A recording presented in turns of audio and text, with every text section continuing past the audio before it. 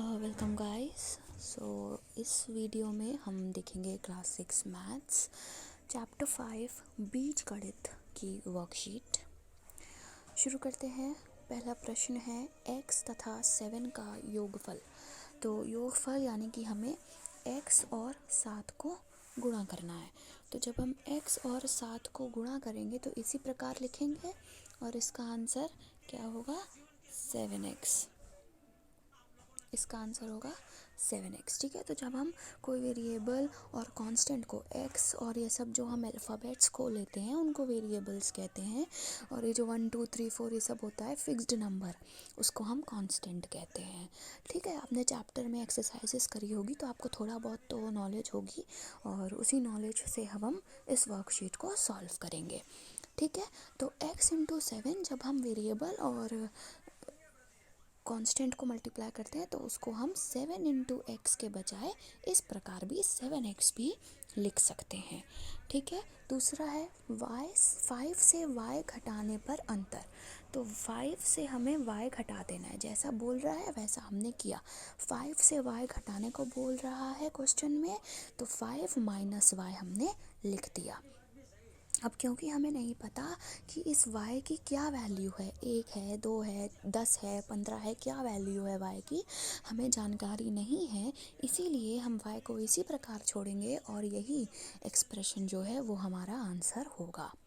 तीसरा part, x को 30 से विभाजित करने पर भागफल। x को 30 से डिवाइड करना, विभाजित मतलब भाग देना, करने पर भागफल क्या होगा। अब देखो x हमें भी नहीं, यहाँ पर भी x हमें नहीं पता कि क्या है, 10 है 15 है 20 है 40 है, क्या है हमें नहीं पता, तो हम इसको इसी प्रकार लिखेंगे और यही हमारा उत्तर है। प्रश्न 2, एक सर्वेक्षण के अनुसार हमारे देश में प्रति मिनट डायरिया से लगभग 41 बच्चे मरते हैं, तो x मिनट में कितने बच्चे डायरिया से मरते हैं। तो ये बोल रहा है सर्वेक्षण मतलब कि हमने एक सर्वे किया, हम घर टू घर गए और हमने जो इन्फॉर्मेशन है वो हमने निकाली और लोगों से पूछा कि क्या आपको डायरिया है, आपको डायरिया, इस तरीके से हमने इन्फॉर्मेशन निकाली। ठीक है, सूचना हमने ली, घर घर जाकर सर्वे किया, सर्वेक्षण किया, तो हमें पता चला, कोई जो भी सर्वे कर रहा था ग्रुप, उसको पता चला कि लगभग 1 मिनट में, प्रति मिनट मतलब 1 मिनट में लगभग 41 बच्चे डायरिया से मर जाते हैं। तो अब क्वेश्चन में पूछ रहा है कि x मिनट में कितने बच्चे मरते होंगे। तो अगर 1 मिनट में 41 मर रहे हैं तो x मिनट में कितने मरेंगे, 41 इंटू एक्स, और अभी मैंने बताया इसको मैं लिख सकती हूँ 41x, 41 इंटू एक्स को मैं लिख सकती हूँ 41x। ठीक है, ये मैंने कैसे किया, अगर मैं बोलती कि एक शर्ट का प्राइस या एक किताब का प्राइस, मतलब एक किताब का दाम है 20 रुपये, तो 5 किताब का क्या दाम होगा, तो 5 किताब का दाम निकालने के लिए मैं 20 इंटू 5 कर देती, जो एक का दाम है उसको गुणा कर देती, कितने का दाम मुझे निकालना है उससे। एक का दाम है 20, कितने का दाम मुझे निकालना है 5 का, तो 20 और 5 का मैंने गुणा कर दिया, तो इसका आंसर होगा 41x। कितने बच्चे x मिनट में मरते होंगे। प्रश्न 3, अक्षर n और m के प्रत्येक प्रतिरूप की तीलियों से बचाने के लिए आवश्यक तीलियों की संख्या के लिए नियम ज्ञात करो।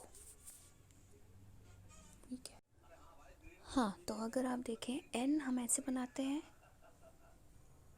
ठीक है, तो इसमें देखो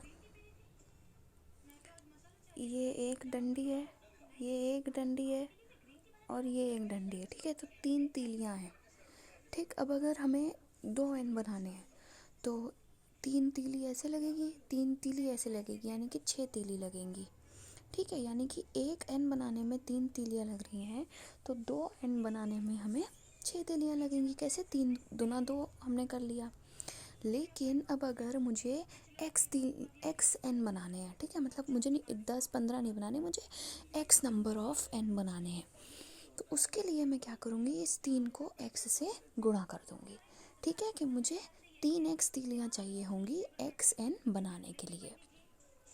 ठीक, उसी प्रकार अगर मैं m लिखूँ तो 1 2 3 4, है ना। आपने देखा किस तरीके से तीलियाँ बनी, 1 तीली, 2 तीली, 3 तीली और 4 तीली, 4 तीली बनी। अब एक m को बनाने के लिए 4 तीली की आवश्यकता है। तो अगर मुझे x m बनाने हैं तो कितनी आवश्यकता होगी, 4 गुणा x, यानी कि 4x तीलियों की। ठीक है, इस प्रकार से हम इस क्वेश्चन को करेंगे। प्रश्न 4, ये एक रेक्टेंगल है यानी कि आयत, जिसकी ये भुजा है x मीटर की और ये भुजा है y मीटर की। आपसे पूछा है कि क्षेत्रफल और परिमाप क्या है। तो आयत का क्षेत्रफल कैसे निकालते हैं, जो भुजाएं होती हैं उनका गुणा कर देते हैं आपस में, है ना। तो यहाँ पर भुजा है x और y, तो x गुणा y यानी कि एक्स वाई इसका क्षेत्रफल है। और मीटर क्योंकि यूनिट है तो मीटर स्क्वायर, क्षेत्रफल की यूनिट मीटर स्क्वायर होती है, तो एक्स वाई मीटर स्क्वायर इसका इस आयत का क्षेत्रफल होगा। परिमाप कैसे निकालते हैं, सारी भुजाओं का ऐड कर देते हैं। तो ये ऐड करेंगे x, इसमें ये y ऐड करेंगे, इसमें ये x ऐड करेंगे क्योंकि आयत है, ये वाली साइड और ये वाली साइड बराबर होगी। तो अगर ये x है तो ये भी x होगी, तो इसमें फिर हम x जोड़ देंगे। और ये वाली भुजा इस भुजा के बराबर है, ये y है तो ये भी y होगी, इसमें फिर y जोड़ देंगे। तो x plus y plus x plus y क्या हुआ, 2 बार x आ रहा है और 2 बार y आ रहा है, तो 2x प्लस 2y, और इसको मैं लिख सकती हूँ 2 कॉमन लिया तो x प्लस वाई मीटर। परिमाप का यूनिट क्या होती है, मीटर, तो 2x प्लस वाई मीटर इसका उत्तर है। प्रश्न 5, एक गांव की वर्तमान जनसंख्या x है, मतलब एक गांव में वर्तमान में x लोग रहते हैं।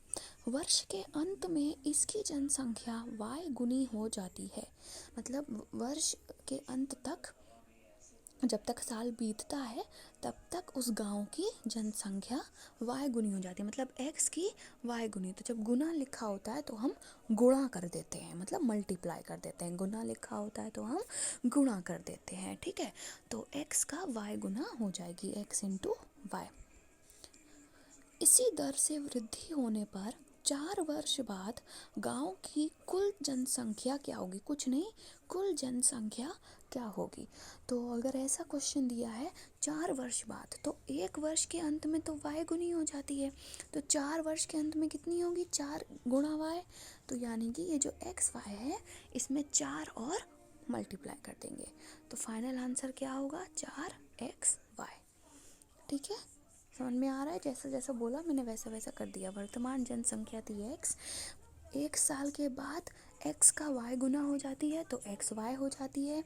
अगर 1 साल में xy होती है तो 4 साल बाद कितनी होगी, 4xy। ठीक है, अब प्रश्न 6, एक कार में 40 किलोमीटर प्रति घंटा की चाल से जा रही है। ये कार है जो कि कोई, इसकी गति क्या है, 40 किलोमीटर पर आवर, यानी 40 किलोमीटर प्रति घंटा की गति से ये चल रही है। कार द्वारा चली हुई दूरी, चाल, समय के संबंध में लिखो। तो आपको लिखना है कि दूरी क्या है, कितना इसने दूरी या डिस्टेंस ट्रेवल किया, चाल और समय के संबंध में। तो चाल तो दी हुई है 40, हमें पता है कि गति बराबर होता है दूरी बटा समय। हमें पता है गति बराबर होता है दूरी बटा समय। हमें बताना है कि दूरी क्या है, समय और गति के संबंध में। गति या चाल जो भी बोले एक ही चीज़ है, ठीक है। तो इस क्वेश्चन में हमें बताना है कि इस कार ने कितना डिस्टेंस, कितनी दूरी इसने कवर की है चाल और समय के संबंध में। तो हमें इस प्रकार, ये इसका फॉर्मूला होता है। यहाँ से अगर हम दूरी का फॉर्मूला निकालें तो वो होगा इसका गुणा इससे, यानी कि गति गुणा समय। गति क्या है 40, समय हमें नहीं पता क्या है तो हम उसको t मान लेंगे, t से टाइम t मान लेंगे, तो इसका दूरी है 40t। अब क्योंकि गति दी है 40 किलोमीटर पर आवर में, तो हम लिख सकते हैं 40t किलोमीटर। ठीक है, वही यूनिट लिखेंगे जो गति में यूनिट कहाँ से आती है?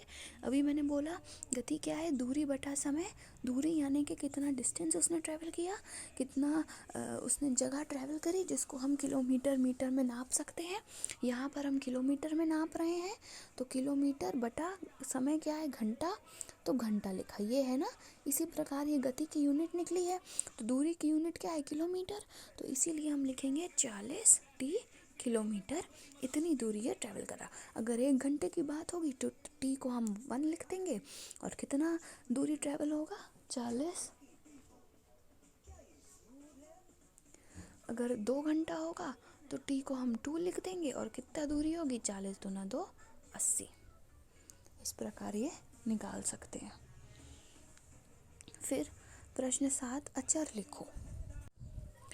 तो जिनका मान परिस्थिति के अनुसार बदलता है उन्हें चर कहते हैं, और जिनका मान नहीं बदलता उसे अचर कहते हैं। यानी कि परिस्थिति के अनुसार बदलता है तभी हम उसको इंग्लिश के अल्फ़ाबेट्स सपोज करते हैं। एक्स वाई जो भी हम ले रहे थे, जिसको मैं वेरिएबल बोल रही थी, उसको हिंदी में बोलते हैं चर।